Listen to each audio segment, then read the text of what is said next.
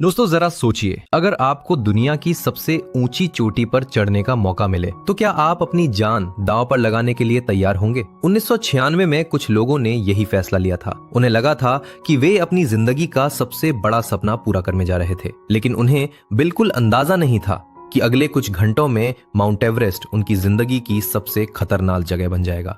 आखिर उस दिन ऐसा क्या हुआ था जिसे आज भी एवरेस्ट के इतिहास की सबसे दर्दनाक घटनाओं में गिना जाता है? उस समय एवरेस्ट पर चढ़ना हर किसी के बस की बात नहीं थी, लेकिन एक मशहूर गाइड ने इसे अपना काम बना लिया था। पिछले कई सालों में वो बहुत लोगों को सुरक्षित एवरेस्ट की चोटी तक ले जा चुका था, इसलिए इस बार भी सभी को पूरा भरोसा था कि सब कुछ ठीक रहेगा। लेकिन क्या सिर्फ अनुभव मौत को हरा सकता है? कुछ ही दिनों बाद दुनिया के अलग अलग देशों से 13 लोग नेपाल पहुंचते हैं। हर किसी का सपना अलग था। कोई खुद को साबित करना चाहता था, कोई अपनी जिंदगी की सबसे बड़ी जीत हासिल करना चाहता था, तो कोई सिर्फ एवरेस्ट की चोटी पर खड़े होकर दुनिया को देखना चाहता था। उन सबका लीडर भी इस मिशन को लेकर पूरी तरह आत्मविश्वास से भरा हुआ था। घर से निकलने से पहले वो अपनी गर्भवती पत्नी से वादा करता है कि वो जल्द वापस लौट आएगा, लेकिन उसे खुद भी नहीं पता था कि ये वादा निभाना शायद अब उसके बस में नहीं रहेगा। यहीं से उनकी असली यात्रा शुरू होती है। सबसे पहले पूरी टीम नेपाल के काठमांडू पहुंचती है। फिर हेलीकॉप्टर उन्हें पहाड़ों के बीच उतार देता है, जहां से कई दिनों तक पैदल चलकर उन्हें एवरेस्ट बेस कैंप तक पहुंचना था। चारों तरफ सिर्फ बर्फ, तेज ठंडी हवाएं और आसमान को छूते पहाड़। यही उन्हें पहली बार एहसास होता है कि ये कोई आम सफर नहीं है। बेस कैंप पहुंचते ही सभी को साफ बता दिया जाता है कि अब से हर कदम उनकी जान पर भारी पड़ सकता है। जैसे जैसे वे ऊपर जाएंगे, ऑक्सीजन कम होती जाएगी, सांस लेना मुश्किल होगा और एक छोटी सी गलती भी आपकी जान ले सकती है। अब आपके हिसाब से अगर आपको पहले से पता हो कि आगे मौत आपका इंतजार कर रही है, तो क्या आप फिर भी आगे बढ़ेंगे? लेकिन इनके लिए अब पीछे लौटना आसान नहीं था। इतने सालों का सपना उन्हें लगातार आगे बढ़ने के लिए मजबूर कर रहा था। आखिरकार पूरी टीम एवरेस्ट की तरफ अपनी पहली चढ़ाई शुरू कर देती है। उन्हें बिल्कुल अंदाजा नहीं था कि यह सफर सिर्फ पहाड़ पर चढ़ने का नहीं, बल्कि जिंदगी और मौत के बीच होने वाली सबसे बड़ी लड़ाई का आगाज था। पहाड़ अब धीरे धीरे अपना असली रूप दिखाना शुरू कर चुका था। जितनी ऊंचाई बढ़ रही थी, उतनी ही हर सांस भारी होती जा रही थी। कुछ लोगों के सिर में तेज दर्द होने लगा, तो कुछ ठीक से चल भी नहीं पा रहे थे। लेकिन इतने करीब आकर कोई भी अपना सपना अधूरा छोड़ना नहीं चाहता था। आखिर ऐसा क्या था जो ये लोग अपनी जान से भी ज्यादा जरूरी समझ रहे थे? दिन बीतते गए और पूरी टीम एक एक करके ऊपर बने अलग अलग कैंप तक पहुंचती रही। हर नया कैंप पिछले वाले से ज्यादा ऊंचा, ज्यादा ठंडा और पहले से कहीं ज्यादा खतरनाक था। अब हवा में ऑक्सीजन इतनी कम हो चुकी थी कि कुछ कदम चलने के बाद ही सभी को रुककर सांस लेनी पड़ती थी। इसी दौरान नीचे बेस कैंप से एक खबर आती है, मौसम अचानक बदल सकता है। रेडियो पर बताया जाता है कि कुछ ही समय में एक बहुत बड़ा तूफान इस पूरे इलाके को अपनी चपेट में ले सकता है। अगर टीम समय पर वापस नहीं लौटी तो बचना लगभग नामुमकिन होगा। अब सवाल यह था, क्या यहीं से वापस लौट जाना चाहिए या मंजिल इतनी करीब है कि एक आखिरी कोशिश करनी चाहिए? टीम का लीडर अपने अनुभव पर भरोसा करता है। उसे लगता है कि अभी उनके पास समय है, इसलिए वो आगे बढ़ने का फैसला लेता है। यही फैसला आगे चलकर सबकी जिंदगी बदलने वाला था। 10 मई की आधी रात, चारों तरफ घुप अंधेरा था। सभी अपने ऑक्सीजन सिलेंडर चेक करते हैं, हेडलाइट जलाते हैं और एवरेस्ट की आखिरी चढ़ाई शुरू कर देते हैं। हर कदम बेहद संभल कर रखना पड़ रहा था। एक तरफ सीधी बर्फ की दीवार और दूसरी तरफ हजारों फीट गहरी खाई। जरा सी गलती और सब कुछ वहीं खत्म। लेकिन मुश्किलें अभी खत्म नहीं हुई थी। कुछ दूर पहुंचते ही उन्हें पता चलता है कि जहां पहले से रस्सियां लगी होनी चाहिए थीं, वहां कुछ भी नहीं है। अब पूरी टीम को वहीं रुककर नई रस्सियां लगानी पड़ती हैं। समय लगातार निकलता जा रहा था और यही देरी आगे जाकर सबसे बड़ी मुसीबत बनने वाली थी। इसी बीच टीम का एक आदमी अचानक धुंधला देखने लगता है। उसकी आंखें जवाब देने लगी थी।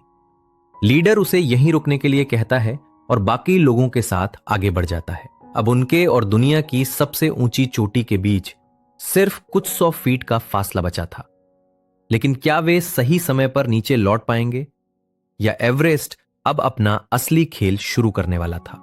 घंटों की जानलेवा चढ़ाई के बाद आखिरकार वो पल आ ही जाता है जिसका सभी कई सालों से इंतजार कर रहे थे।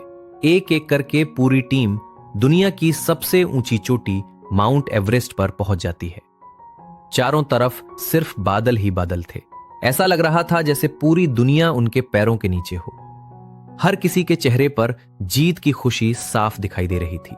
लेकिन क्या सच में उन्होंने जीत हासिल कर ली थी? असलियत तो यह थी कि एवरेस्ट पर चढ़ना आधी लड़ाई होती है। असली चुनौती जिंदा नीचे लौटने की होती है। योजना के अनुसार सभी को दोपहर 2 बजे तक नीचे उतरना था, लेकिन रास्ते में हुई देरी की वजह से वे तय समय से काफी पीछे चल रहे थे। फिर भी कोई भी उस जीत का पल छोड़ना नहीं चाहता था। यही उनकी सबसे बड़ी गलती बन गई। जब उन्होंने नीचे उतरना शुरू किया तभी आसमान का रंग बदलने लगा। कुछ ही मिनटों में तेज हवाएं चलने लगीं और देखते ही देखते पूरा पहाड़ सफेद तूफान की चादर में गायब हो गया। अब किसी को कुछ दिखाई नहीं दे रहा था। ऑक्सीजन भी लगभग खत्म होने लगी थी। हर सांस लेना एक जंग बन चुका था। इसी बीच टीम का एक आदमी पूरी तरह थक कर वहीं बैठ जाता है। उसके शरीर में अब एक कदम चलने की भी ताकत नहीं बची थी। अब लीडर के सामने सबसे मुश्किल फैसला था। अगर वह उसे वहीं छोड़ देता तो उसकी मौत तय थी, और अगर उसे बचाने रुकता तो शायद उसकी अपनी जान भी चली जाती। आप होते तो क्या करते? लीडर अपने साथी को छोड़ने से साफ इनकार कर देता है। वो अपनी जान जोखिम में डालकर उसे नीचे ले जाने की कोशिश करता है, लेकिन इसी वजह से वो बाकी टीम से अलग पड़ जाता है। उधर तूफान हर मिनट और भयानक होता जा रहा था।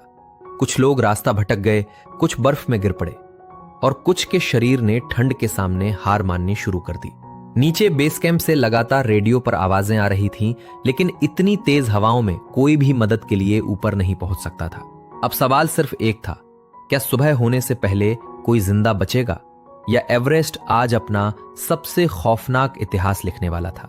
सुबह होने का इंतजार हर कोई कर रहा था, लेकिन ऊपर फंसे लोगों के लिए हर मिनट मौत के और करीब ले जा रहा था। तूफान अब भी नहीं रुका था। बर्फीली हवाएं शरीर को पत्थर की तरह जमा रही थीं। जिनके पास ऑक्सीजन बची थी वो भी अब खत्म होने लगी थी। इसी बीच लीडर किसी तरह बेस कैंप से संपर्क करता है। वो कांपती हुई आवाज में कहता है कि उसके हाथ पैर पूरी तरह सुन्न हो चुके हैं और अब वो अपनी जगह से हिल भी नहीं पा रहा। नीचे मौजूद सभी लोग उसकी मदद करना चाहते थे, लेकिन एक बहुत बड़ी समस्या थी। इतनी तेज हवाओं में कोई भी ऊपर नहीं जा सकता था। अब एक आखिरी उम्मीद बची थी। बेस कैंप वाले उसकी गर्भवती पत्नी को सैटेलाइट फोन पर जोड़ते हैं। उन्हें लगता है कि शायद उसकी आवाज सुनकर वो फिर से उठने की कोशिश करे।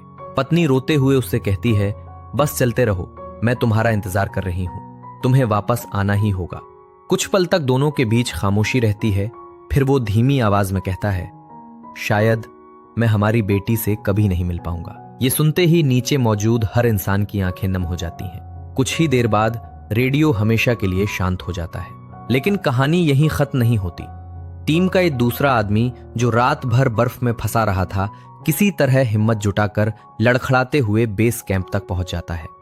उसे देखकर हर कोई हैरान रह जाता है, क्योंकि इतनी हालत में किसी का बचना लगभग नामुमकिन माना जाता था। हालांकि उसकी जान बच जाती है, लेकिन फ्रॉस्ट बाइट की वजह से उसके हाथ और नाक का हिस्सा काटना पड़ता है। दूसरी तरफ जो लोग उस रात एवरेस्ट पर रह गए थे, उनमें से कई कभी वापस नहीं लौट सके।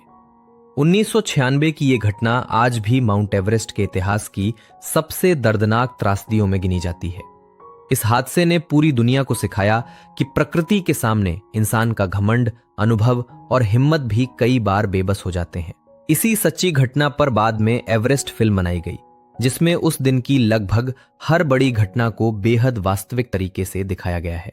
अगर आपको ऐसी सच्ची घटनाओं पर आधारित फिल्मों की कहानी पसंद आती है तो वीडियो को लाइक करें, चैनल को सब्सक्राइब करें